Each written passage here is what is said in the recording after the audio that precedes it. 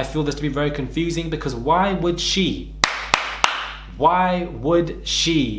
be in the river up to her knees playing with these friends when she has a fear of water and she cannot swim? It does not add up. The story does not corroborate. Something else took place. This is far more serious than it actually appears to be, and this is really just an absolute mystery. They closed the case, but are we not still continuing with Miss Madeleine McCann? Has it not been at least over 10 years that we're still prolonging that case? But this one is just shut down in a matter of seconds.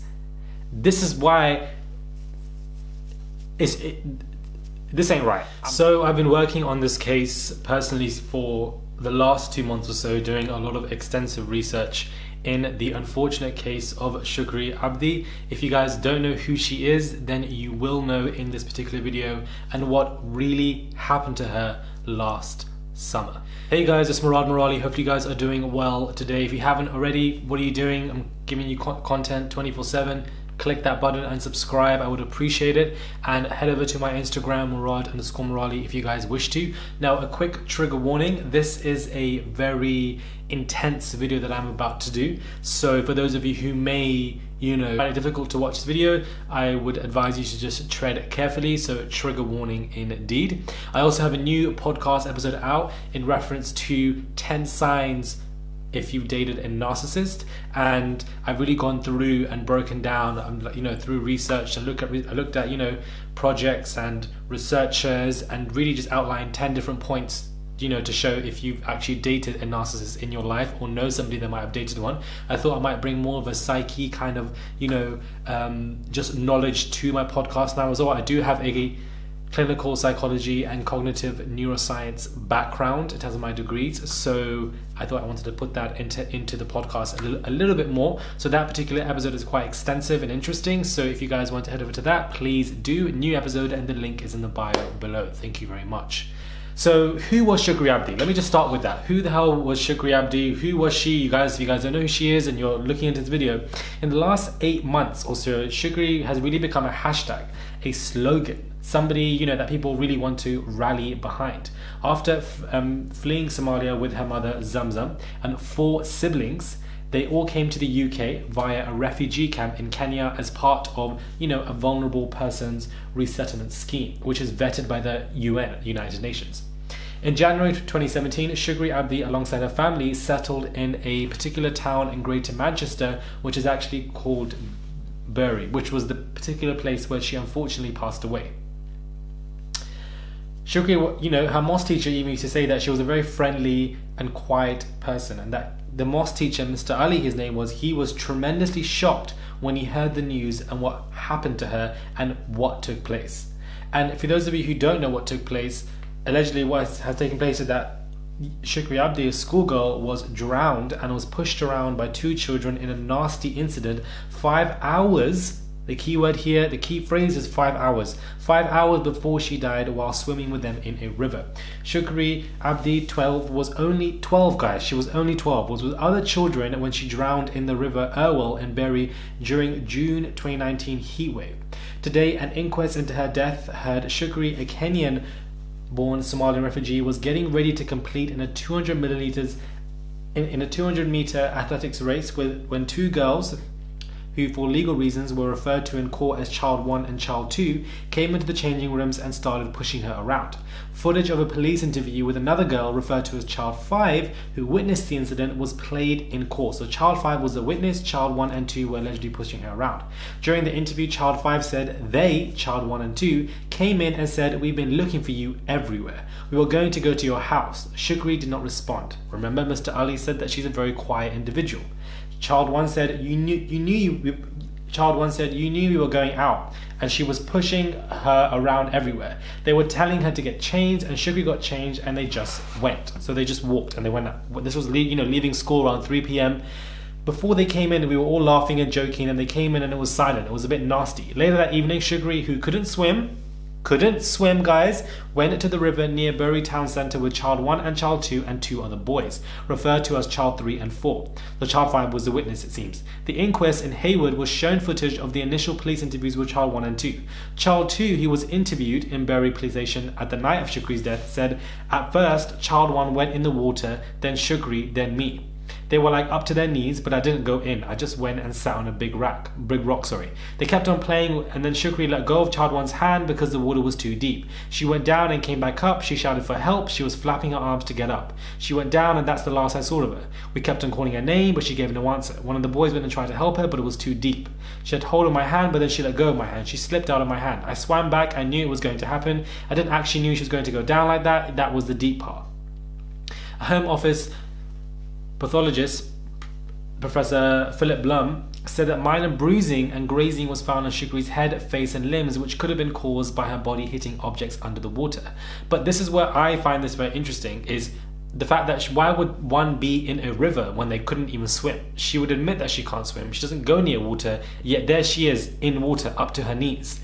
Doesn't make any sense to me. The story doesn't really corroborate to me, personally speaking. So this was, very bizarre how this was going down. One of the witnesses said, she said when they were walking towards the river, she said to Shukri, "If you don't get in the water, I'm going to kill you," in a laughing and joking manner. There we go. So there's kind of a threat issue. If you don't do what I want to tell you to do, there's going to be some harsh consequences. As Mr. Ali said, a mosque teacher, that Shukri Abdi was a very quiet and timid kind of individual, girl, doesn't want to get in trouble, will comply, and then will get out the water. This is probably what she would have seen would have taken place. Shukri's mum, Zamzam, told the inquest of the night how she had called the police, frantically searching for her in a nearby park and at a relative's house after she failed to come home. She also told the inquest that Shukri, who was born in a Kenyan refugee camp to Somalian parents before moving to UK, couldn't swim and was scared of water.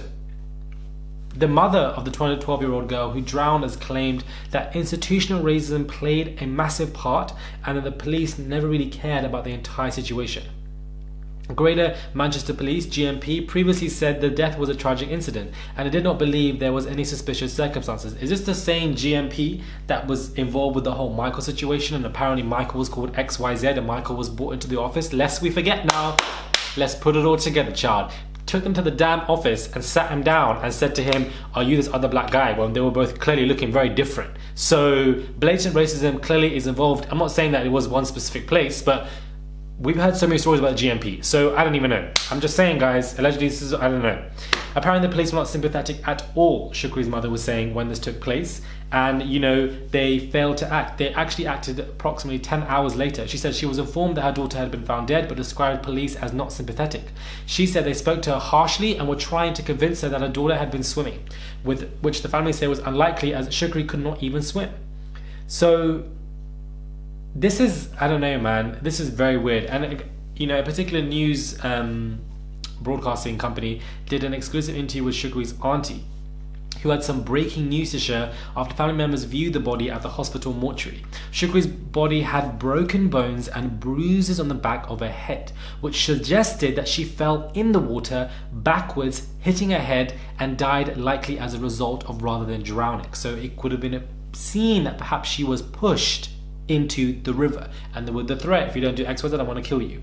When asked about the recent report on social media that Shukri had bite marks on the body, the auntie said, whose mother helped to wash the body, which is what you do during an Islamic janazah funeral, added that Shukri did have marks on her body that were not consistent with bite marks, but instead showed an injury as a result of falling into the river. She also added that the part of the river where Shukri's body was found was a rocky, shallow part, not deep enough to drown, which further suggests that Shukri would have fallen in backwards and hit her head on the rocks. The question that this poses is whether she fell or, was she pushed? Then we have another witness account that says that a fisherman apparently witnessed the incident. He saw Shukri being dragged by her neck and her hijab by 4 pupils from Broad Oak School. He gave a statement where the police dismissed him as being drunk, but his wife said that she would never even allow him to fish if he was drunk. Clearly mean that he wasn't drunk. I have all the culprit names. The same group tried to push Shukri into traffic this week before. Apparently the head teacher of Broad Oak School is looking to change the name of the school to disassociate themselves from this brutal case, which they have done. Shukri had bite marks on her body too, hand and neck. A full post-mortem needs to be done.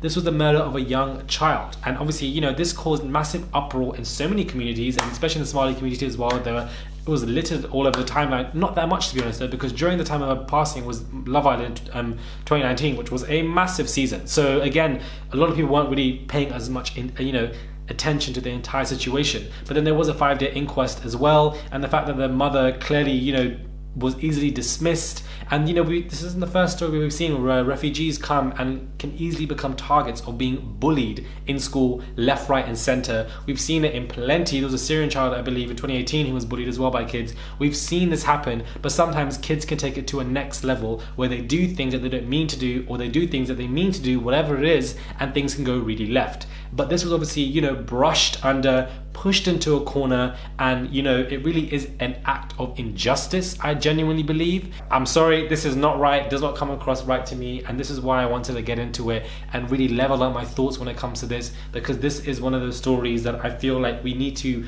raise awareness for. Just keep that in the mind, because it's just something that there were the fact that her auntie said that there was bite marks on her body, one witness saying that she was being dragged, her mother saying that she's not somebody who would go near a river. Then there was apparently the place where her body was found, it was actually very shallow water.